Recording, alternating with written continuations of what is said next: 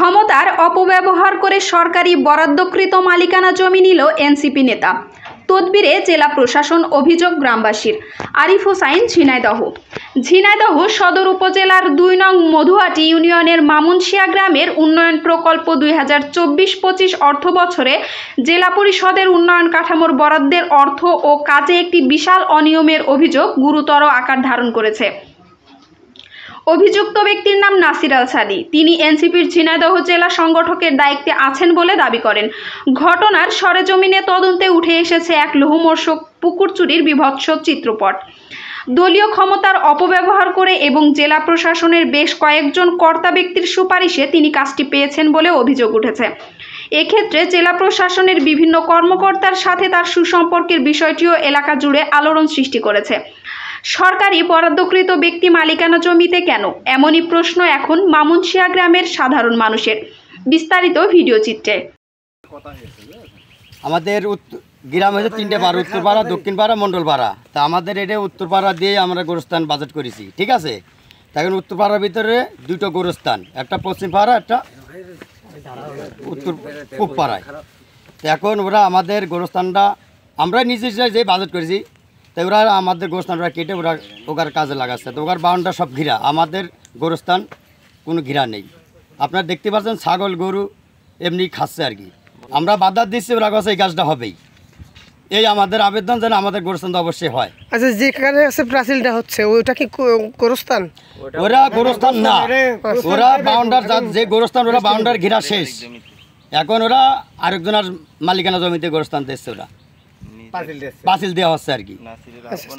এই গোরস্থানের এই যে বরাদ্দর জন্য আপনারা অ্যাপ্লাই করছিলেন? জি, আমরা অ্যাপ্লাই করি। অ্যাপ্লাই কে করছিল? আমি ছিলাম, তারপরে মতিন মামা ছিল, মেম্বার ছিল, আশরাফুল ছিল। আমরা থেকেই আমরা এটা আবেদন করলাম আর কি। এখন বরাদ্দ আসার পরে আপনাদের কি জানিয়েছে তারা? বরাদ্দ আসা আমরা আমাকে জানায়নি, ওই পাড়ায় আইসে ওরা কাজ দেখিয়ে দিয়েছে। ওই পাড়ায় দেখ গোরস্থান এইটে। এই গোরস্থানের জন্য দরখাস্ত দিয়ে আসছি, বাজেট আসছে।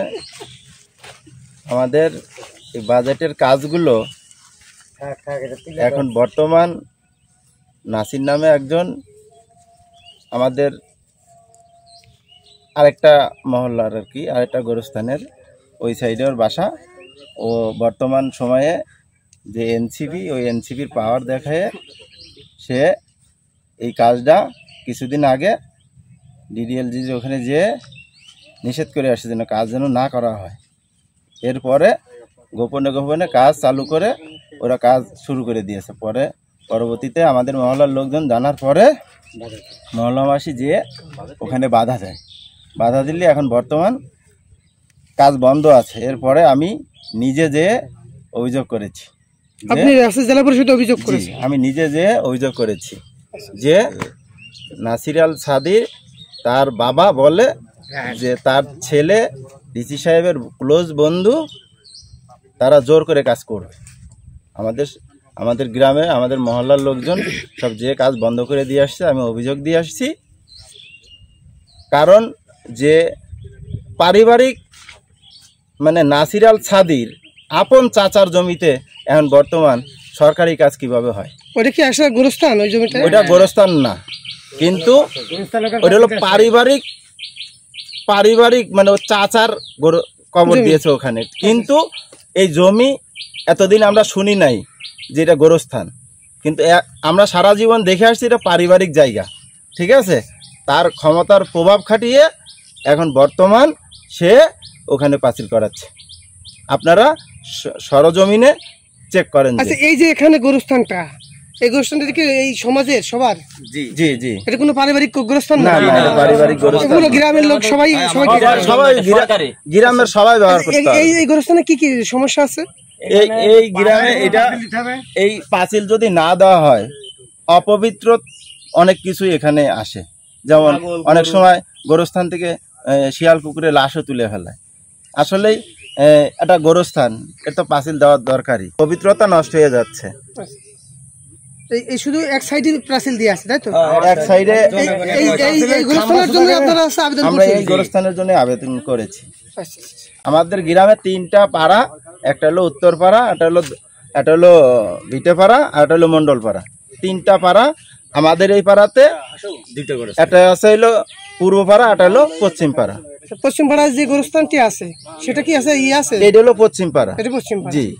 আর পূর্ব পাড়া গোরস্থানের পাঁচিল কমপ্লিট করা আছে। কমপ্লিট করা, তাহলে এটার জন্য আপনারা এটার জন্যই মূলত আমরা আবেদন করেছি। সেই এখন হয়েছে কোন জায়গায়? এটা হলো তার নিজের আপন চাচার জমিতে এই পাঁচিলটা দিয়েছে নিয়ে। নাসির আল সাদি, সে আমাদের টাকাটা মানে তাদের গোরস্থানের কাজে লাগিয়ে দিচ্ছে। এখন মনে করেন একজনের জিনিস আরেকজন ছিনিয়ে নিয়ে যাচ্ছে আর কি। কিভাবে ছিনিয়ে নিয়েছে? তার তো পাওয়ার কোথা থেকে? তার সে মনে করেন যে বড় একটা পদে চাকরি করে, সে মনে করেন যে তার ক্ষমতায় সে আমাদের মানে আমাদের বরাদ্দ টাকাটা ছিনিয়ে নিচ্ছে। গোরস্থানের টাকা সেটা ছিনিয়ে নিয়েছে। দেখেন আপনারা এই যে দেখতে পাচ্ছেন যতটুকু করা হয়েছে এটা আমাদের মহল্লার মানে সবাই মিলে করা হয়েছে। মানে বাদ বাকি যতটুকু বাকি আছে এতটুকু মনে করেন যে আমরা মানে পারছিলাম না, সেজন্য আমরা সরকারের কাছে আবেদন করছি। আবেদন করার পরে যে টাকাটা আসছে এই টাকাটা মানে আমরা আমাদের হাতে পাচ্ছি না। এটা যে ঘেরা রয়েছে এটা কি গোরস্থান আপনাদের? এটা কি আপনাদের সামাজিক গোরস্থান নাকি? সামাজিক, আমাদের এই পাড়ার গোরস্থান। পাড়ার গোরস্থান, পাড়া গ্রামের 4টা গোরস্থান আছে, এইটা একটা নতুন যে আরেকটা গোরস্থান হচ্ছে নাকি আর এই যে প্রাচীল হচ্ছে, এই প্রাচীলের বিষয়টা বলুন। আমি এখানে আজকে এক সপ্তাহ বাংলাদেশে আসছি। এটা এই জমিটা এখনো রেজিস্ট্রি করে দেওয়া হয়নি, রেজিস্ট্রি হবে। ঠিক আছে, মসজিদে যার জমি সে বলছে যে রেজিস্ট্রি করে দেব। কাগজপত্র একটু ঝামেলা আছে, করার চেষ্টা করছে, এখনো দেয়নি। আর ওখানে জমি মসজিদ গোরস্থানের আছে, সেটা রেজিস্ট্রি করা আছে ওই যে ঈদগার পাশে। এবং এই যে এটা আছে এখানে অর্ধেক আছে, এই জমিটা রেজিস্ট্রি করা আছে। কিন্তু ওই যেটা ওইদিকে হয়েছে অর্ধেকটা, ওই অর্ধেকটা হচ্ছে যে জমি দেবে তা, আর এরা দিচ্ছে ভাইরা, আর ওটা দিচ্ছে বোনরা। ওই বোনের অংশটা এখনো দেয়নি, মানে দিয়ে দেবে। ঠিক আছে, এইভাবে আছে, এখন মালিকানা আছে, এখন মালিকানা আছে। আচ্ছা, ধন্যবাদ। আমি নাসির আল সাদি। আমাদের মামুনশাহ গ্রামের উন্নয়ন প্রকল্প নিয়ে জেলা পরিষদে যে অভিযোগটা দেওয়া হয়েছে এটা একটা ভিত্তিহীন, বানোয়াট এবং উদ্দেশ্যপ্রণীতভাবে মূলত আমাকে হেয় প্রতিপন্ন করার জন্য এবং আমার সুনাম ক্ষুণ্ণ করার জন্য একটি মহল, বিশেষ করে এইখানে আওয়ামী লীগের দোসর এবং মিন্টুর অনুসারী, এরা মূলত আমাকে জড়িয়েছে। আমি আপনাদেরকে একটা বিষয় স্পষ্ট করি, জেলা পরিষদের কোনো বরাদ্দ কোথায় হবে, কাজ উন্নয়নের কাজ কোথায় হবে সেই নির্দিষ্ট করার দায়িত্ব আমার নয়। দ্বিতীয়ত কথা হচ্ছে, ঠিকাদার যখন জেলা পরিষদের কাছ থেকে কাজ বুঝে নিয়েছেন তখন মূলত ঠিকাদারই বুঝে নিয়েছেন যে কাজটা কোথায় করবে, সেখানেও আমার কোনো হাত নেই। দুই জায়গার কোনো জায়গাতেই আমি ঠিকাদারকে চিনিও না। কাজ শুরু করার আগে কোনো দিন আমার সাথে তার ন্যূনতম কোনো যোগাযোগও ছিল না এবং আমি তাকে চিনিও না, এখন পর্যন্ত আমি তাকে চিনি না। কাজ শুরু হওয়ার প্রায় 10 দিন পরে আমার সাথে তার কথা হয়েছে এবং সেখানে আমি ডিডিএলজি সহ আমি অফিসেও যোগাযোগ করেছি যে কাজটা কেন বন্ধ। তখন যিনি অভিযোগদাতা তার বাড়িতে আমি প্রায় 2 ঘন্টা অবস্থান করেছি এবং তার সাথেও কথা বলেছি। আমি বললাম, তুমি আমাকে কেন এর সাথে জড়িয়েছো? তুমি যদি আমাকে না জড়িয়ে বলতে যে ভাই এই ঘটনা, যে কাজ যেখানে বরাদ্দ দেওয়া হয়েছে সেখানে কাজ হচ্ছে না, তাহলে আমিও তোমার পক্ষ হয়ে কাজ করতাম। ইভেন আমরাও চাই যে যেই দিন কাজটা হলো, যেই দিন ঠিকাদার কাজটা শুরু করলো, সেই দিনই কেন অথরিটিকে জানানো হলো না যে যথাস্থানে কাজটা হচ্ছে না। আমাদের বক্তব্য হচ্ছে স্পষ্ট, আমরা কোনো বরাদ্দর ক্ষেত্রে আমি ব্যক্তিগতভাবে কোনো প্রকার প্রভাব বিস্তার করিনি। দ্বিতীয়ত কথা হচ্ছে, গোরস্থান, মসজিদ, ঈদগাহ এইগুলা কারো বাপের একক সম্পত্তি নয় এবং এইগুলো আমারও একক সম্পত্তি নয়। যেখানে প্রয়োজন সেখানে বরাদ্দর কাজ করা হোক এবং উন্নয়নের কাজ করা হোক। এই ক্ষেত্রে আমার যদি কোনো সহযোগিতা লাগে, আমি তাদেরকে স্পষ্টভাবে উল্লেখ করেছি, আমি তাদেরকে এইভাবেও তাদেরকে আমি আহ্বান করেছি যে প্রয়োজন বোধে তোমরা 3 জন, বিশেষ করে অভিযোগকারীর ভাই আব্দুল মতিন মুক্ত এবং আমি প্রয়োজন বোধে আমরা জেলা পরিষদে যাব, যে সেখানে আমরা এইভাবে বলবো যে যেহেতু কাজটা ওই পাড়ার বেশি প্রয়োজন, সেখানে প্রয়োজন বোধে ওই পাড়ায় কাজটা বরাদ্দ দেওয়ার জন্য বিশেষভাবে অনুরোধ করা যাচ্ছে। এবং আমাদের যে কাজটা অলরেডি করা হয়ে গেছে এই কাজটার বিষয়টা আমি যেহেতু ওয়াকিফাল না, সুতরাং আমাকে যেহেতু মিথ্যাভাবে জড়ানো হচ্ছে, আমি এটা তীব্র নিন্দা এবং প্রতিবাদ জানাচ্ছি। আচ্ছা, ওদের কি আমলিক করার কারণে কি ওই জায়গায় হয়নি না, গোরস্থানটা হয়নি? এর সাথে এর কোনো সম্পৃক্ততা না, বরং এখন যেটা করতেছে। তাহলে জেলা প্রশাসক কেন ওই জায়গা না দিয়ে এই পাশে দিল? জেলা প্রশাসকও বিষয়টা জানেন না। আপনাকে একটা জিনিস ভাবতে হবে, এই গ্রামে এইখানে 67টা ইউনিয়ন জানেটা সেটা এটার যে বিষয়টা, যখন যে অ্যাপ্লিকেশন করেছে সে একটা ভুল করেছে। সে কি করেছে, সে লিখেছে মামুনশাহ গ্রাম। তা মামুনশাহ গ্রাম স্বাভাবিকভাবে আমাদের এই পাড়াতে আরও 3টা প্রকল্প পাস ছিল, স্বাভাবিকভাবে তারা ভেবেছে এই প্রকল্পের সাথে এই পাড়াতেই মনে হয় প্রকল্পটা পাস হয়েছে। সে যদি নির্দিষ্টভাবে উল্লেখ করত যে পশ্চিম পাড়ার গোরস্থান অথবা তাদের নিজস্ব পাড়া উল্লেখ করত, তাহলে আজকে এই সমস্যাটা আমার মনে তৈরি হতো না। এবং তার দরখাস্ত সম্ভবত তার পাড়া নির্দিষ্টভাবে উল্লেখ করা নেই। এখন আমি একটা কথা বলতে চাই, এটা পশ্চিম পাড়ার ঈদগার, এই পশ্চিম পাড়ার গোরস্থানের উন্নয়ন প্রকল্প নাকি ভিটে পাড়ার উন্নয়ন প্রকল্প নাকি মণ্ডল পাড়ার গোরস্থানের উন্নয়ন প্রকল্প, এটা তো তারাও দাবি করতে পারে। সুতরাং সেখানে সুনির্দিষ্টভাবে উল্লেখ করা নেই। তারপরও যেহেতু তাদেরই আবেদন করা, সেহেতু যেই দিন কাজ হলো সেই দিন কেন তারা গেল না, তারা কেন যারা অথরিটি তাকে জানালো না? আচ্ছা, তারা আর একটা কথা বলেছে, সেটা হচ্ছে যে যখন ওই পশ্চিম পাড়ায় বরাদ্দ হওয়ার কথা, তখন আপনি নাকি এসে জেলা প্রশাসকের সাথে কথা বলে বা আপনি এসে ওই কাজটা বন্ধ করে রেখেছেন, পরবর্তীতে আপনাদের পাড়ায়। এবার আপনাকে এই বিষয়টা একটু ক্লিয়ার করছি। আমাদের গ্রামে মোট 4টা বরাদ্দ পাস হয়, তার ভিতরে 3টা বরাদ্দ ঈদগাহ এবং মাদ্রাসা কেন্দ্র।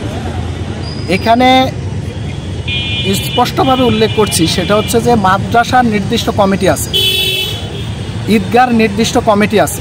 কোনো উন্নয়ন প্রকল্প যদি বাস্তবায়ন হতে হয় তাহলে সাধারণত নির্দিষ্ট কমিটির মাধ্যমে হওয়া উচিত। এখানে আমরা যেটা দেখেছি, আলাউদ্দিন নামের একজন ব্যক্তি এবং মইনুল নামের আরেকজন ব্যক্তি, মইনুল নামের ব্যক্তিকে বানানো হয়েছে ঈদগাহ কমিটির সভাপতি, যিনি মূলত এই গ্রামের একটা মানুষও জানে না, বরং এটা একটা ফেক কমিটি দিয়ে তারা উপস্থাপন করেছে। আলাউদ্দিন মাদ্রাসা কমিটির সভাপতি বানানো হয়েছে, কিন্তু সে মাদ্রাসা কমিটির সভাপতি নয়। এক্ষেত্রে তারা দুইটা প্রকল্পতেই তাদের ফেক এবং বলা যায় ভুয়া কমিটি তারা দেয়। আমরা মূলত বলিলাম যে হয় বর্তমান কমিটি দিতে হবে, না হলে পূর্বের কমিটির মাধ্যমে কাজ বাস্তবায়ন করতে হবে। কোনো ভুয়া কমিটির মাধ্যমে যাতে কাজ বাস্তবায়ন না করা হয়, এই মর্মে আমরা জেলা পরিষদকে জানিয়েছিলাম যে আপাতত কাজটা আপনারা। ওই বরাদ্দগুলোকে আবেদন করছিল কারা? আবেদন এখানে গ্রামের মানুষই আবেদন করেছিল, বিশেষ করে আগের যে মেম্বার ছিল তাদের হাত ধরেই মূলত আবেদন করা ছিল। কিন্তু আমরা কোনো আবেদন আমরা নিজেরা করেছি এই ক্ষেত্রে আমরা কখনো বলিনি। আমরা প্রতিটা আবেদনে বলেছি যে কোনো আবেদনে যে কেউ করতে পারে, কিন্তু উন্নয়নের প্রকল্প যেন বাস্তবায়ন হয়। তারপরে আমরা এটাও বলেছি যে কোনো উন্নয়নের কাজ, সরকারি কাজ হতে হবে এবং মানুষের উন্নয়ন হতে হবে, সেখানে আমার ব্যক্তিগত কোনো যায় আসে না। আচ্ছা, রেজিস্ট্রি হওয়ার আগে কোনো সরকারি প্রকল্প কি আছে, করতে পারি সে কাজ? আপনাকে আবারও বলছি, এই বিষয়টা রেজিস্ট্রি হওয়া না হওয়ার বিষয়টা দীর্ঘদিন যাবতীয় ওই জমিটা দান করাই ছিল, কিন্তু ওই জমিতে কাজ যে শুরু করেছে এটার অথরিটি কে? যে এইটার অথরিটি তো আমি না, যে আমি বলবো যে রেজিস্ট্রি করা জমি না, সুতরাং এখানে কাজ করা যাবে না। এটার অথরিটি যারা, তারা যাচাই করতে পারে। আমাকে তো এর সাথে জড়ানোটা একটা অন্যায় এবং বলা যায় যে ইচ্ছাকৃতভাবে আমার বিরুদ্ধচারণ করা হচ্ছে, একটা মানে উদ্দেশ্যভাবে আমাকে ষড়যন্ত্রমূলকভাবে আমাকে জড়ানো হচ্ছে। এবং